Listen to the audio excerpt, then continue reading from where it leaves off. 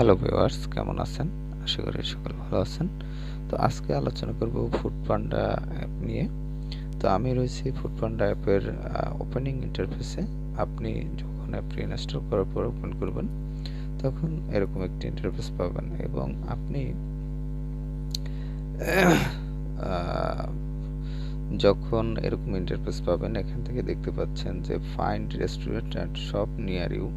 আপনার আশেপাশে যে রেস্টুরেন্ট এবং শপ রয়েছে ফুডপান্ডার, সেটির লোকেশন অ্যাক্সেস দিতে হবে এবং সেজন্য আপনি এখানে অ্যালো লোকেশন অ্যাক্সেস এই অপশনটি ইউজ করতে পারেন, অথবা নিচে এন্টার মাই লোকেশন এই অপশনটিও ইউজ করতে পারেন।